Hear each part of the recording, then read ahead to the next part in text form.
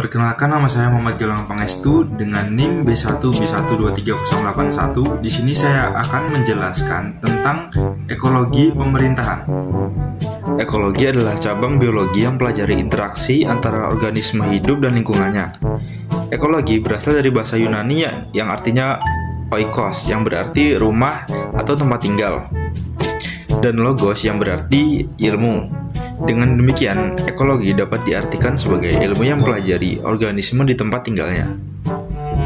Ekologi mempelajari interaksi antara organisme dan komponen abiotik, berfokus pada bagaimana organisme beradaptasi untuk memanfaatkan lingkungannya, karena makhluk hidup membutuhkan energi dan materi yang konstan untuk mempertahankan hidup, dan interaksi selalu melibatkan materi dan energi. Interaksi organisme terjadi dalam ekosistem, termasuk kegiatan mangsa, bersaing, dan hubungan simbiosis. Terdapat 3 ruang lingkup ekologi, meliputi yang pertama itu tingkat organisasi, yang kedua jenis lingkungan atau habitat, yang ketiga yaitu penerapan prinsip dasar ekologi. Selanjutnya saya akan menjelaskan tentang ekologi pemerintahan. Ekologi pemerintahan adalah konsep yang mencakup hubungan antara pemerintah dan lingkungan alam. Ini melibatkan bagaimana pemerintah mengelola sumber daya alam, menjaga keberlanjutan lingkungan, dan mempertahankan dampak dari kebijakan serta tindakan mereka terhadap ekosistem.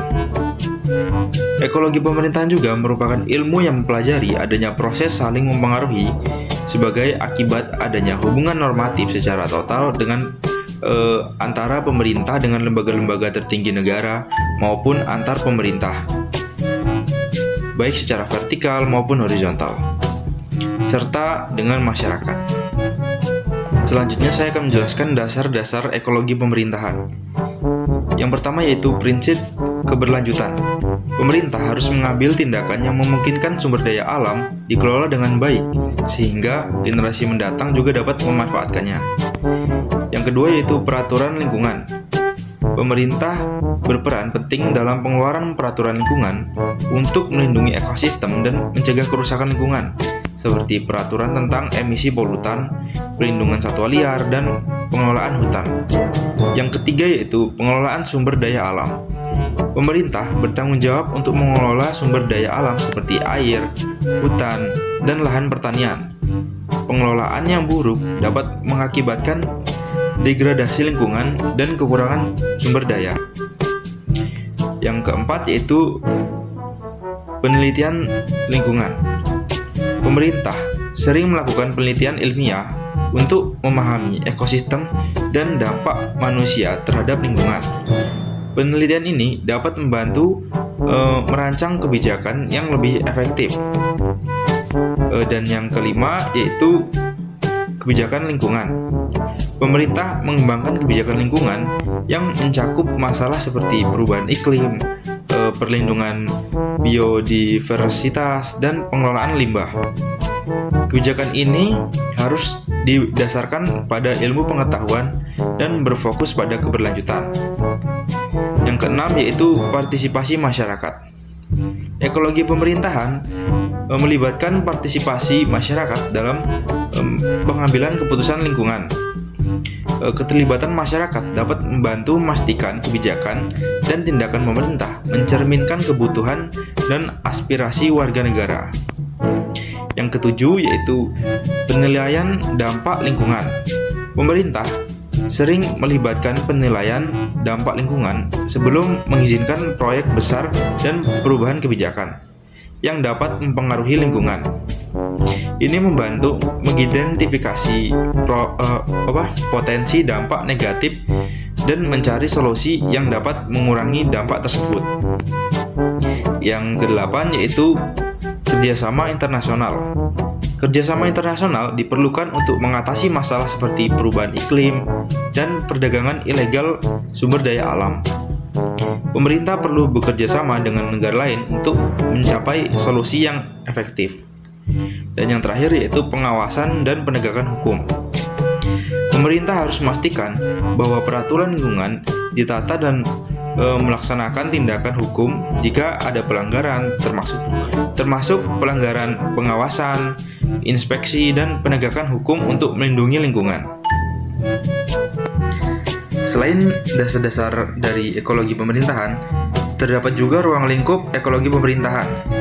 Yang pertama yaitu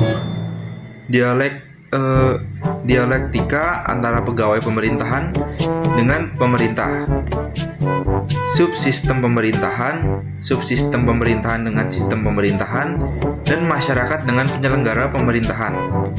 Yang kedua yaitu distribusi kewenangan dikaitkan dengan analisis ekologi. Yang ketiga yaitu studi saling ketergantungan antara unit-unit pemerintah dengan lingkungan yang dimiliki pemerintahan, dengan mempelajari keberadaan dan pengaruh pemerintahan bayangan terhadap entitas pemerintahan yang formal. Setelah memahami tentang ekologi pemerintahan, selanjutnya saya akan menjelaskan hal yang mempengaruhi bekerjanya suatu sistem dalam ekologi pemerintahan. Menurut Prof. Fred Weyrich, terdapat 5 hal yang mempengaruhi bekerjanya suatu sistem dalam ekologi pemerintahan. Yang pertama yaitu dasar-dasar ekonomi atau economic foundation, mengacu pada tindakan kebijakan pemerintah dalam mengambil keputusan di bidang ekonomi, termasuk sistem perpajakan, suku bunga, anggaran pemerintahan, pasar tenaga kerja, kepemilikan nasional, dan otonomi daerah, dari intervensi pemerintah ke dalam perekonomian masyarakat. Yang kedua yaitu struktur sosial, yaitu sistem administrasi negara dari suatu masyarakat atau bangsa dan negara tertentu dapat dipengaruhi oleh struktur sosial yang ada. Yang ketiga yaitu jaringan komunikasi. Aspek ini mempengaruhi bekerjanya sistem dalam ekologi pemerintahan. Yang keempat yaitu pola-pola ideologi. Aspek ini juga mempengaruhi bekerjanya sistem dalam ekologi pemerintahan. Dan yang kelima yaitu sistem politik. Sistem politik yang berlaku juga mempengaruhi bekerjanya sistem dalam ekologi pemerintahan.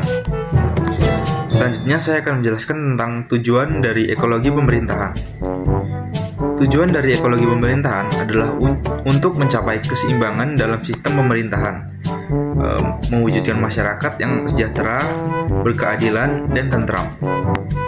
Secara lebih luas, ekologi pemerintahan bertujuan untuk yang pertama yaitu mempelajari hubungan timbal balik antara pemerintah dan lingkungannya, termasuk lembaga negara, masyarakat, dan lingkungan fisik. Yang kedua yaitu menggambarkan, menjelaskan, dan memverifikasi gejala serta peristiwa yang berkaitan dengan hubungan timbal balik antara pemerintah dengan lingkungan sekitarnya.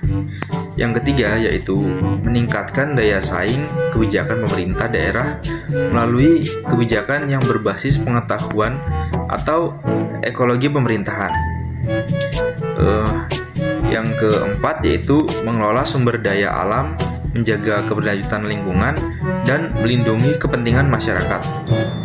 Dan yang terakhir yaitu membangun organisasi pemerintah yang lebih peduli pada dimensi ekologi dan mengalokasikan dana negara yang lebih besar untuk pelestarian lingkungan.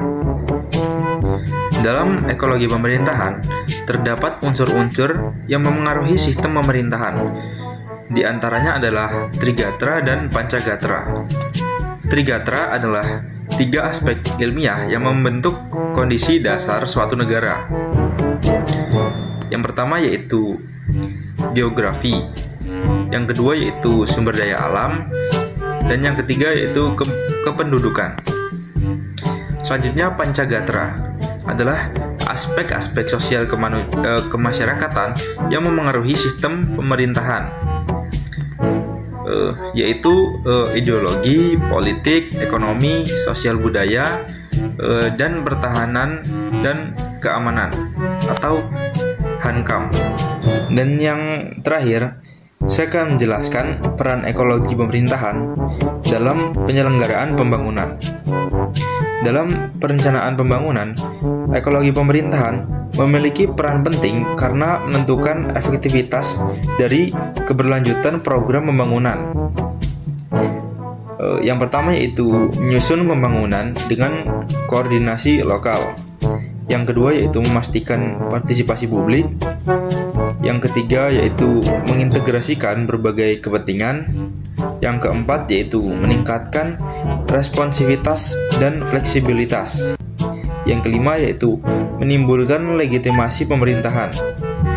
Dan yang terakhir, menjamin keberlanjutan pembangunan. Mungkin itu saja yang dapat saya jelaskan. Kurang lebihnya mohon maaf. Terima kasih.